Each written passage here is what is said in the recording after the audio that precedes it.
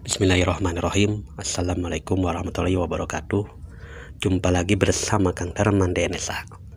Alhamdulillah wa syukurillah. Pada kesempatan ini Kang Darman akan menyampaikan perihal tentang zikir nafas Allah. Pertanyaannya, kenapa harus zikir nafas? Karena zikir nafas adalah suatu proses zikir yang diikuti dengan turun naiknya nafas. Zikir ini adalah yang disebut zikir sir, karena tanpa ada kata-kata dan suara, dan lafaz zikirnya adalah Allah. Tekniknya, ketika menghirup nafas maka zikirnya dan ketika mengembuskan nafas zikirnya adalah Allah. Maka zikir nafas adalah suatu tahapan proses menuju ilahiyah.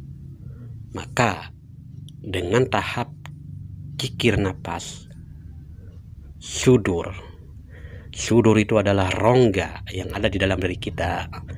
Pada saat berzikir nafas maka harus diiringi dengan sudur atau rongga yang ada dalam diri kita ini harus terbuka dan melapangkan serta melepaskan beban dan keakuan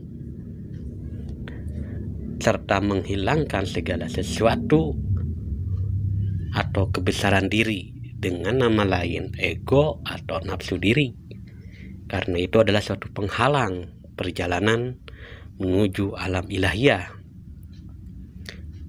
Maka barang siapa yang dikehendaki Allah akan mendapat suatu hidayahnya,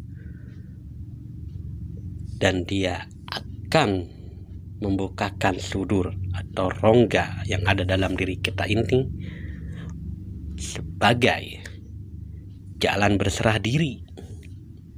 Itulah yang dinamakan Islam. Dan barang siapa yang Allah kehendaki untuk menjadi sesat, maka Allah jadikan sudur atau rongga yang ada di dalam diri kita itu menjadi sempit dan sesak, seakan kita ini tersiksa, seakan Allah itu jauh padahal Allah itu dekat, dan kita ini adalah sebagai hamba yang sedang diajari atau dididik dengan kesengsaraan lah, dengan kesulitan lah, dan serta kesempitan rezeki. Karena itulah suatu kasih sayang Allah Ta'ala. Maka marilah kita belajar bersama-sama mengimani Allah Ta'ala dan selalu berserah diri hanya kepada Allah Ta'ala. Dengan belajar zikir nafas Allah, suatu pengukuhan keimanan dan kesadaran sebagai hamba yang membawa amanahnya di atas muka bumi ini, yaitu menunaikan segala perintah dan menjauhi segala larangannya. Namun dengan semua ini, mari kita sadari arah dan langkah serta tujuan hidup kita ini mau kemana. Pada hakikatnya arah, langkah serta tujuan hidup itu hanya kembali kepadanya. Maka daripada itu kita sadarilah semua yang kita alami, semua yang kita rasakan selama hidup di dunia ini, itu semuanya adalah karunia. Itu semuanya adalah kasih sayang Allah Ta'ala kepada makhluk-makhluk ciptaannya. Nah, dengan belajar zikir nafas Allah, bahwa Dia itu Allah Sang Maha Penguasa dan yang berkehendak atas seluruh makhluk-makhluk ciptaannya, maka disitulah kita akan dipahamkan dengan arti iman dan arti kesadaran yang sebenar-benarnya, serta Allah akan mengajarkan kita langsung secara ilahiyah, yaitu tentang rahasia-rahasia yang selama ini menjadi suatu teka-teki atau satu misteri dalam hidup kita ini. Maka ketika sudah dipahamkan oleh Allah Ta'ala, Apa itu rahasia? Ya akan selalu menjadi rahasia, yaitu rahasia antara kita sebagai hamba yang mengabdi kepada Tuhannya, yaitu Allah Ta'ala.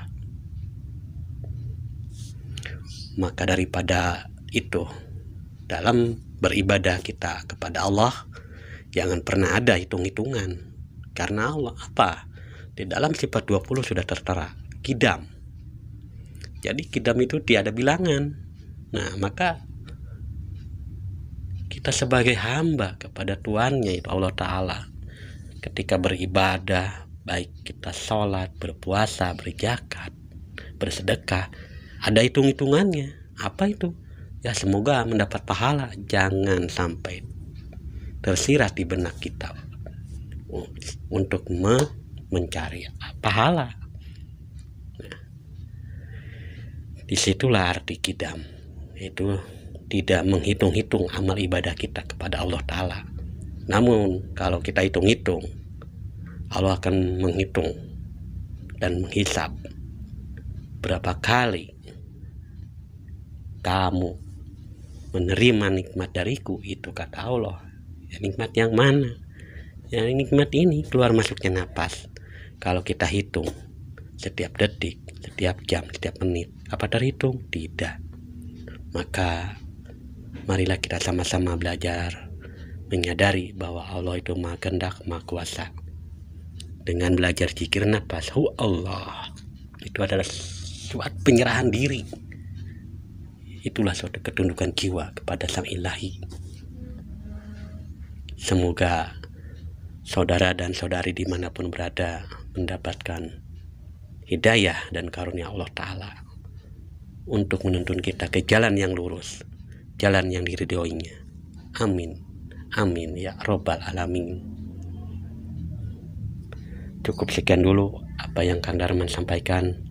Semoga bermanfaat bagi diri pribadi dan bagi saudara dan saudari dimanapun berada. Akhiri mukalam, wassalamualaikum warahmatullahi wabarakatuh.